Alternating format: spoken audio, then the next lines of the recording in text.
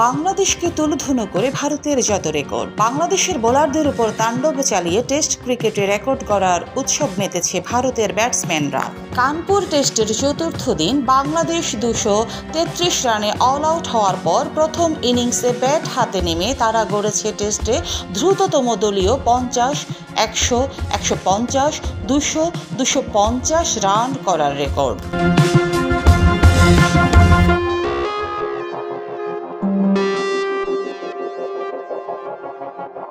ইনিংসের প্রথম ওভারে 3-4 হাঁকিয়ে যশস্বী জয়সওয়াল জানিয়ে দেয় ভারতের মেজাজ।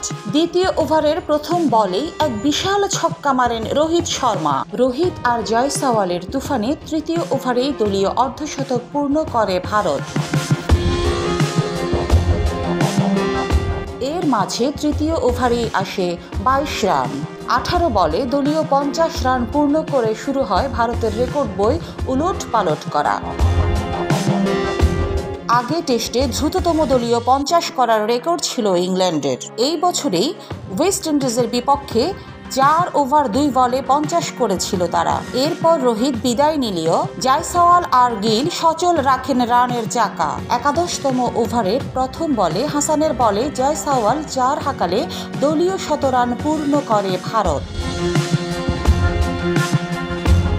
61 বলে বোর্ডে 100 রান তুলে টেস্ট ইতিহাসে দ্রুততম দলীয় 100 রান তোলার রেকর্ড গড়ে ভারত। আগেও এই রেকর্ডের মালিক ছিল তারাই। 2023 সালে ওয়েস্ট ইন্ডিজের বিপক্ষে 12 ওভার 2 বল খেলে 100 রান তুলেছিল ভারত। 100 থেকে 150 রানে যেতে ভারত খেলে 49 বল।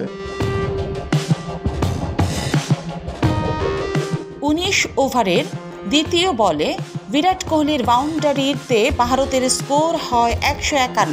আগ্রাসী মেজাজের কোনো ব্যতিক্রম দেখা যায়নি লোকেশ রাহুলের মাঝেও। চতুর্থ উইকেটে কোহলির সাথে রাহুলের মারমুখী ব্যাটিংয়ে 25তম ওভারেই 200 রান পূর্ণ করে ভারত।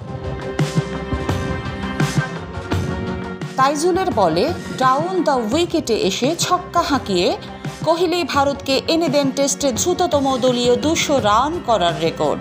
এর আগে এ রেকর্ড ছিল অজিদের দখলে। 2017 সালে পাকিস্তানের বিপক্ষে 28 ওভার 1 বল খেলে 200 রান করেছিল অস্ট্রেলিয়া। 24 ওভার 1 বলে 200 করে সেই রেকর্ড ভেঙেছে ভারত।